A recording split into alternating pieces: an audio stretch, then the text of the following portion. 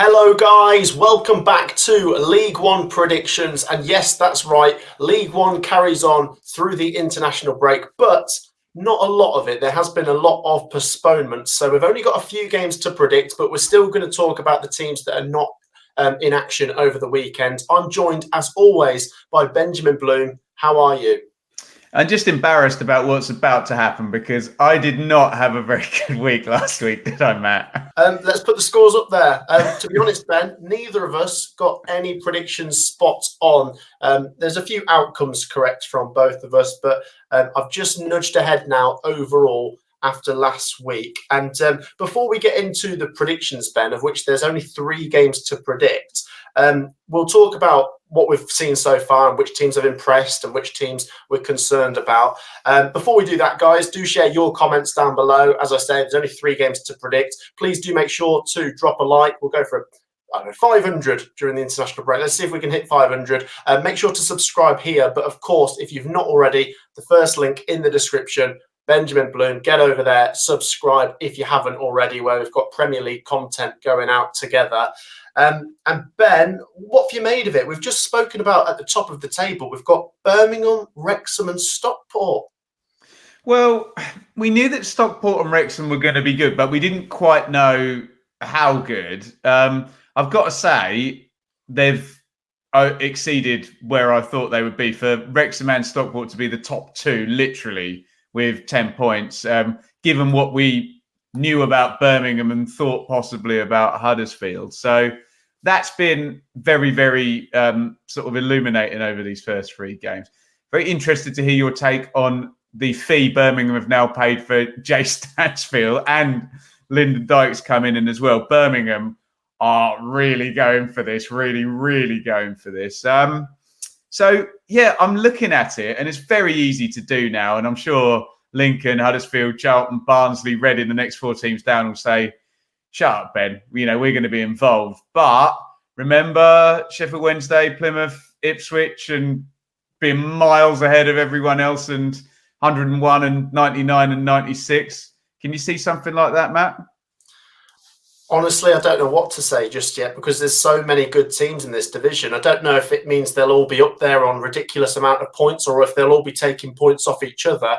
But yeah, so far we've got 3 teams on 10 points. Charlton have been great. They're on 9. Huddersfield are on 9. Bolton potentially the ones that are underwhelming so far, especially after last week's defeat to Exeter. And then Rotherham are now up and running with that win against Huddersfield. So an absolutely incredible league. And I'm sure there'll be a few more twists and turns along the way. We've got 3 games to get into, Ben.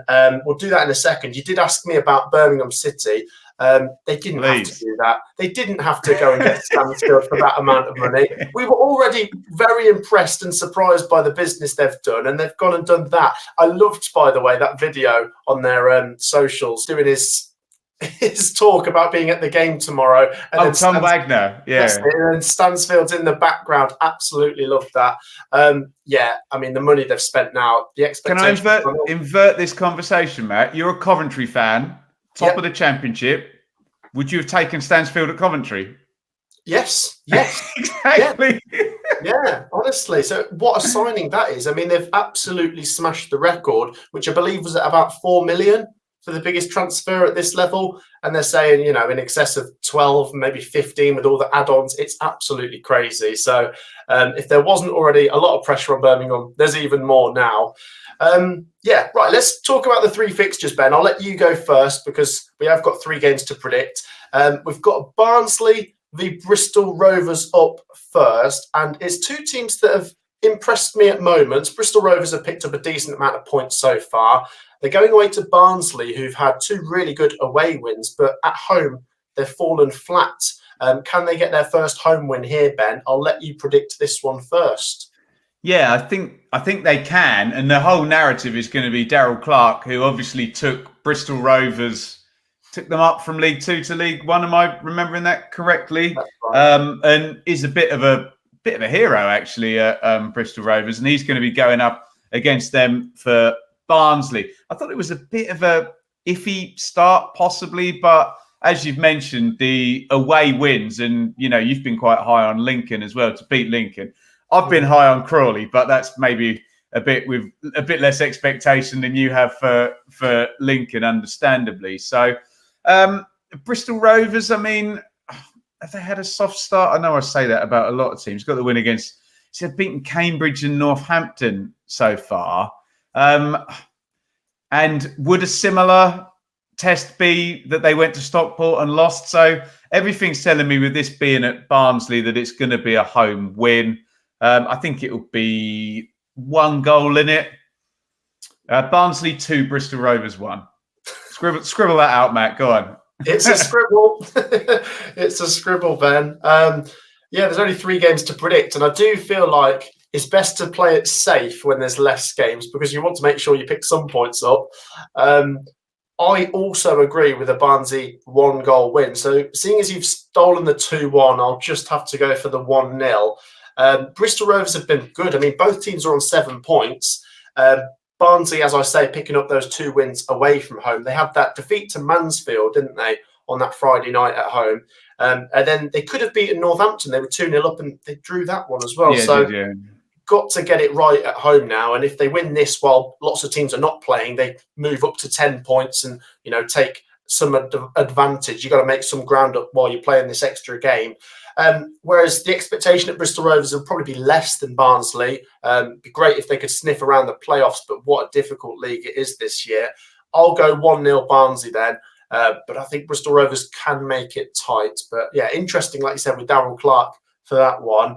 I love this, Ben. Charlton versus Rotherham. The first thing I've got to say is Nathan Jones versus Steve Evans. Who's going to have the biggest combustion on the touchline here? I don't know if you saw Nathan Jones' reaction after the Charlton defeat to Reading. I didn't know. He was very angry. And it's been a great start for them as well. They've won their first 3 games and then they lose to Reading. And I don't know if he was a bit frustrated with some of the refereeing decisions, but he was really seething and he'll want a reaction. But speaking of reactions, Steve Evans got one from Rotherham. What a win against Huddersfield. It really gets them moving. Really difficult one to call. I'm going first here, Ben. And maybe Charlton have been the better team so far, and I'm thinking 1-0 again. But Rotherham are up and running. Charlton slipped up a bit last week. I might go for a share of the spoils here. 1-1, and neither manager's happy. Yes, I can buy your normal Nathan Jones 1-0 narrative. I can definitely buy the 1-1 you've predicted. Can I buy the away win? Because he'd bloody love it, wouldn't he? Evans. Oh dear. It feels like 1-0 Charlton's an open goal, but I'm going to hit the post and I shouldn't go for that. Shall I back Rotherham? It'd be fun. It'd be funny, wouldn't it? It'd be funny. Charlton 1, Rotherham 3. What am I doing? Ben, just after I said we should probably play it safe. Exactly. I'd love it if that comes in. What a prediction that is. And to the Charlton fans, we are usually hot on you. Been very impressed so far this season. Yeah, very good. Yeah. Rotherham have got to start eating up some ground. So, especially considering they're playing this week and a lot of the top teams elsewhere are not. If they don't pick up maximum points, Rotherham's bad start looks even worse, I guess, on paper. But there you go, 1-1 and 3-1 Rotherham. And then the last game, Ben, is at the racecourse, and it's high-flying Wrexham taking on Shrewsbury. I don't know if could you call this a derby, potentially?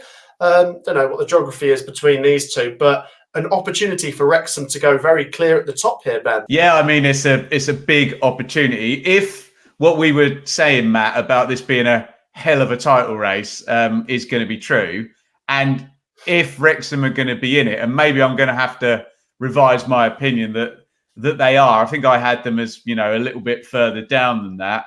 Then, yeah, taking the advantage on the international break week that you love so much, Matt, could be absolutely vital, couldn't it? And to get a 3-point lead, maybe not so much on Stockport, but get a 3-point lead, get any kind of lead on Birmingham this season is going to be a useful thing to do. Look, Shrewsbury got their first win, didn't they, against Leyton Orient? And that one's a bit of a shocker because I thought Leyton Orient were only down the bottom because they had really hard games to start with, and then they got battered by Shrewsbury, didn't they? So that's not going to change my opinion too much on this. It might wind the score in. I sense you're going to go for a big one here, so I'll do the same. Shall I go 4-1 or 3-0? Let's go 3-0. Wrexham 3, Shrewsbury 0.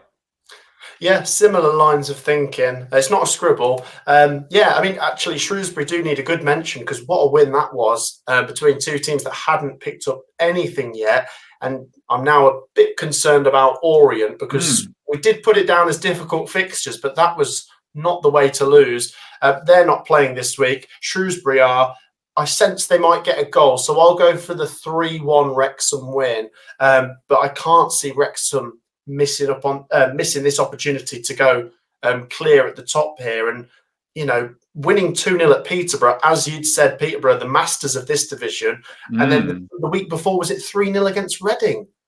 They are taking the lead by storm so far. I do wonder with Wrexham, will it slow down? Is it a bit of a good start, which might fade off a little bit? I hope that's not the case, Wrexham fans, but all you can do is beat what's in front of you. And I think the whole winning mentality thing, that is very, very real. And this is, someone do it in the comments. Tell me how many points Wrexham have scored over 3 or 4 years now. Yeah. And you get into that habit of winning. And it's, even as you go up the pyramid, they're obviously just riding it out. So, it looks scary for everyone else. It certainly does. I mean, like I say, it's the additions to this league in Huddersfield, Birmingham, Wrexham and Stockport are all doing fantastic. But, you know, some of the teams like Charlton that have been here for a couple of years are doing great as well. But, yeah, I'll go for Wrexham 3-1. And you've got them at 3-0, so very similar there. And that wraps up the 3 games, guys. I must add the caveat that between now and the weekend, there is a possibility, I suppose, another one could get called off. I hope that's not the case. And I think we're correct in thinking it's just these 3 going ahead. Do share your thoughts down below, guys. Just before we wrap it up, Ben, any other teams that need a mention? I mean, I've got the table up in front of me here. It's been a crazy start with the teams flying at the top. We said Orient 0 points. Cambridge only 1 point so far, so that's not great. I suppose Blackpool are on 2 points. They've not been particularly great. I suppose the biggest underperformers would be Bolton and Rotherham, but it's just absolutely crazy, this division, isn't it? I don't know what to mention first. There's so many things going on. Yeah, I think you've nailed it there, where if you ask me who's going to be the most places above where they are now, and you can see Wigan 21, Bolton 18 and Rotherham 17, they could move 30 places between the 3 of them in the next 8-10 games, couldn't they? They could all go up 10 places, couldn't they? So, I mean, it's even quicker than that when you actually looked at, you know, Bolton on 4 points, 3 points off 7th place. So, but it does still take time for it to kind of manifest in the table, doesn't it? What I do want to say, Matt, is it possible for me to score more points in a 3-game weekend than my effort with 12 games last weekend? I reckon I'm going to do it, don't you? All I need is one bob on out of those. Although I've done a silly one on Charlton Rotherham, haven't I? So maybe I won't. I never learn. Possibly. We'll see. I mean, I think it's been really close so far in the 4 weeks we've done. I think I have it at 2 points separating us overall. You've won more weeks than I have, if we're going to look at it that way. So that's the real quiz, isn't it? Yeah. I'll go with the goal difference to be the most. Yeah, important. Right. Yeah. I do that with Parkin because he's beaten me 3 weeks already as well. Yeah. Like I say, though, guys, your support has been amazing. We understand that there's only 3 games. We can't help it. We're just predicting what's in front of us. But please do show your support. Get those predictions down below. Please make sure you've dropped a like and subscribe to myself and Benjamin Bloom, who we've both got content going out during the international break. Ben, if you want to give your channel a plug. Yeah, so we've just filmed, if we can break the fourth wall here, Matt and I have just filmed the Premier League check-in podcast. So that will be up at some point on the day that we're currently recording, which I won't mention because I don't know where Matt's going to put this up. It's all clandestine fantasy YouTube world here. But we've been really, really enjoying doing that, really enjoying working together. And the whole purpose of the collaboration is to try and take both subscriber bases and get them familiar with the other one and vice versa. So, we hope you're enjoying the collaborations there. So go and check out a bit of Premier League chat, and there will be a clip going up on Matt's channel. So if you're a subscriber to Matt, you can get a little taster of that over here on the Matt SB channel too. Yeah, absolutely. Like I say, guys, please do make sure it takes 2 seconds that you have subscribed to Benjamin Bloom. I'm sure most of you have, but get involved. And like I say, lots of content still to come despite the international break, which I'm not a massive fan of.